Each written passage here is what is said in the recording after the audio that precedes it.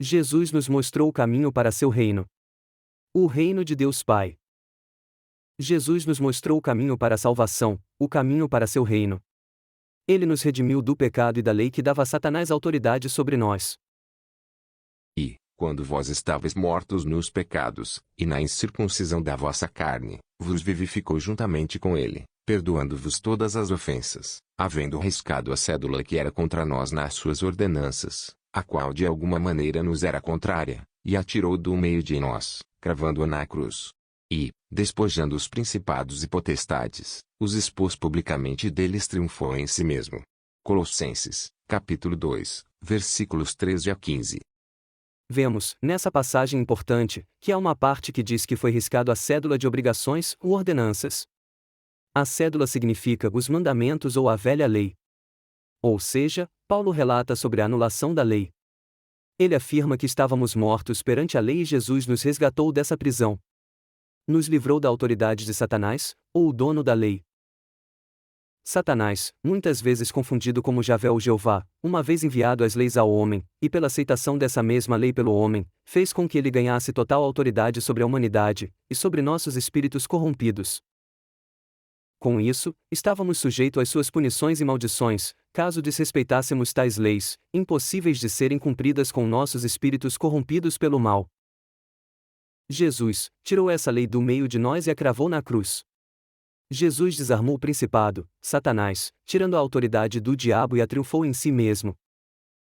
Mas, vindo a plenitude dos tempos, Deus enviou seu Filho, nascido de mulher, nascido sob a lei, para redimir os que estavam debaixo da lei, a fim de recebermos a adoção de filhos.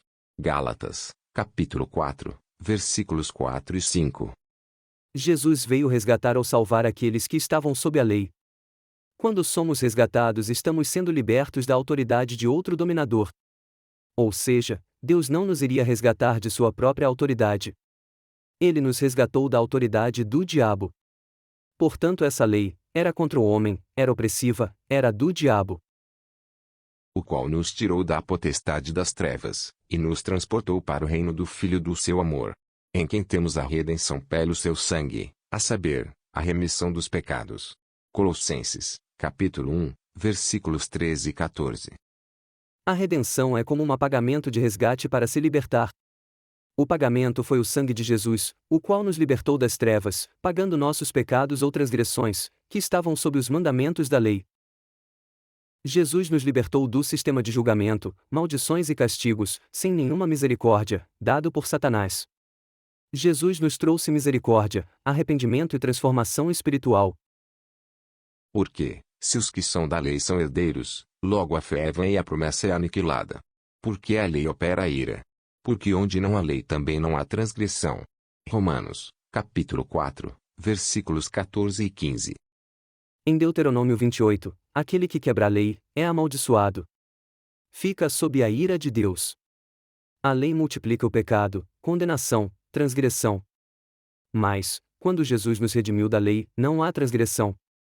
Jesus resgata aquele que anda em fé com ele. Ao andarmos com Jesus, nosso amor por ele aumenta.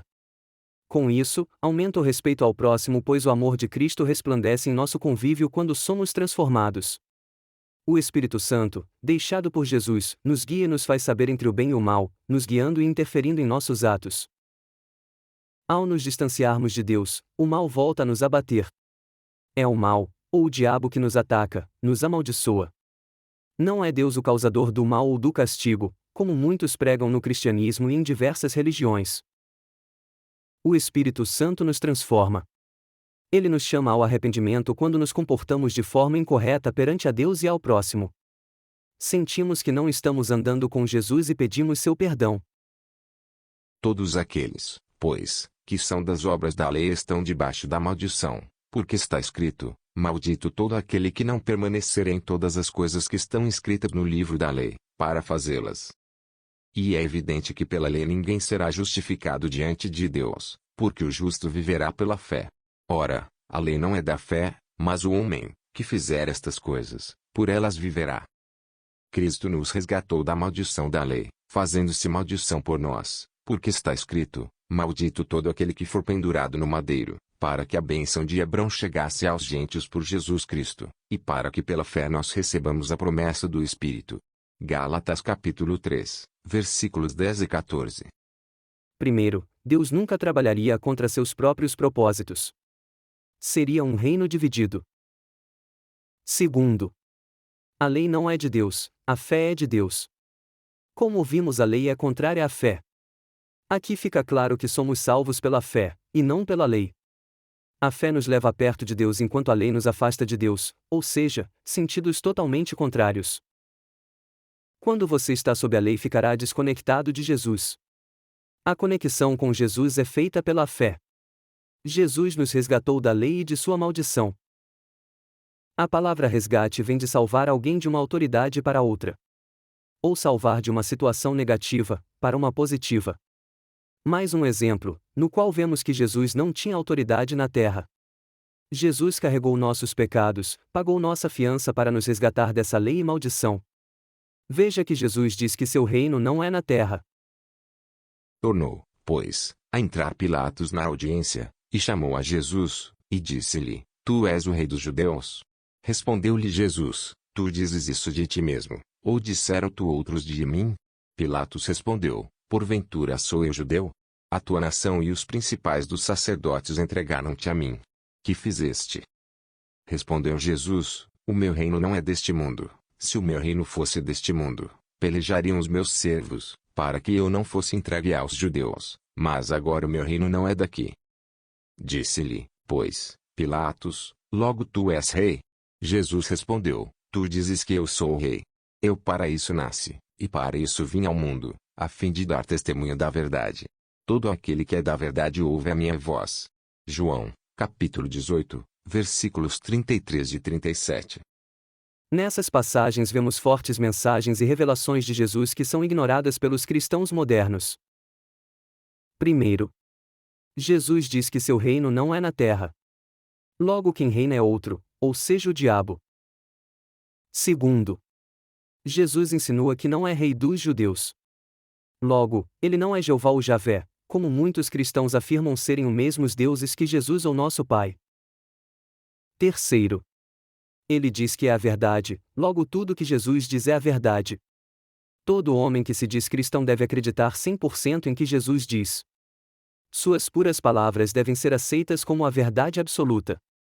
Textos da Bíblia que não são palavras diretas de Jesus, podem ser interpretadas ou questionadas, pois ninguém é a verdade pura senão Jesus.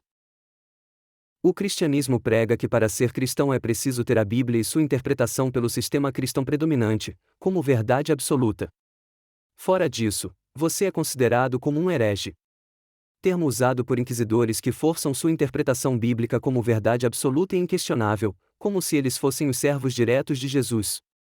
Ora, nem mesmo esse sistema está em concordância com suas dezenas de denominações e seitas.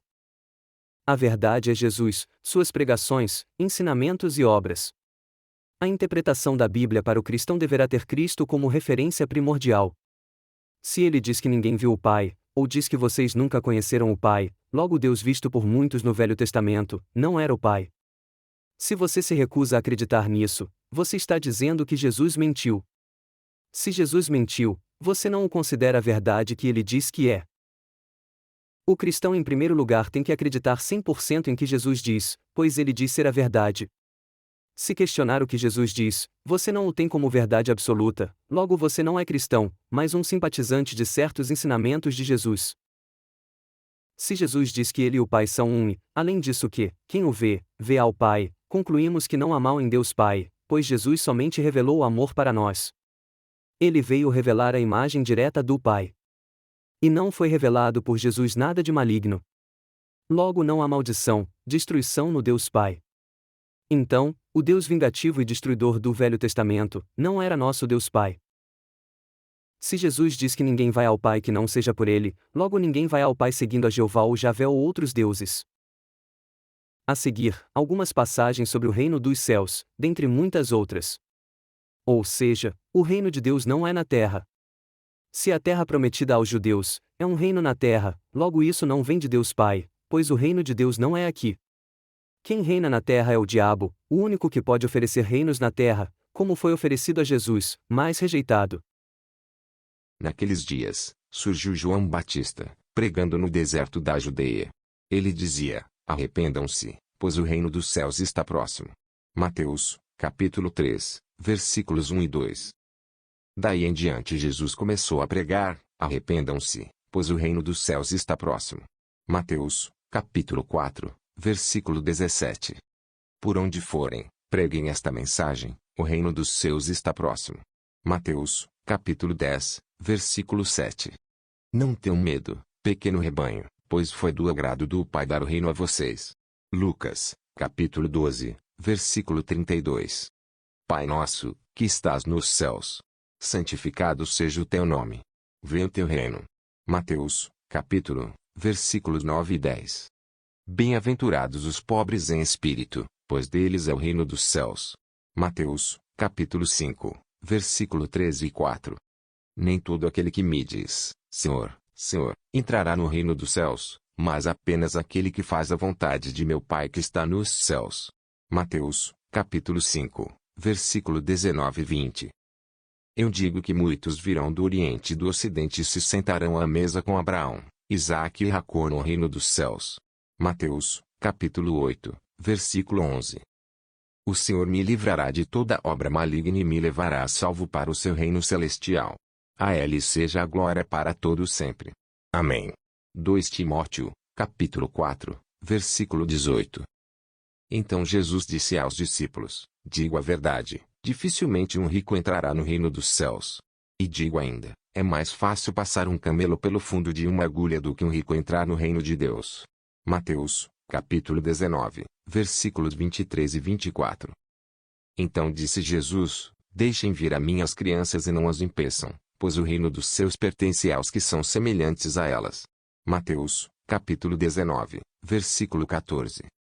O reino dos céus é mencionado diversas vezes no Novo Testamento, pois é o reino de Deus Pai, o reino de Jesus, o reino no qual Jesus quer nos levar ao tirar-nos do domínio do príncipe desse mundo, o diabo. Se você acredita que Jesus é a verdade como ele diz, logo, o reino dos céus é verdadeiro, e o único caminho para esse lugar é através de Jesus. Jesus quer que acreditemos que ele é o rei desse reino. Ele nos convida a segui-lo e a amá-lo, para termos o passaporte de acesso ao seu reino, nos livrando da opressão do mal, da escuridão eterna. Tenha Jesus como verdade, e a verdade te libertará. Deus te abençoe. Se você gostou do tema, adquire o e-book na Amazon ou livro físico na editora Autografia, O Verdadeiro Cristianismo. Veja os links na descrição do vídeo. Obrigado por compartilhar.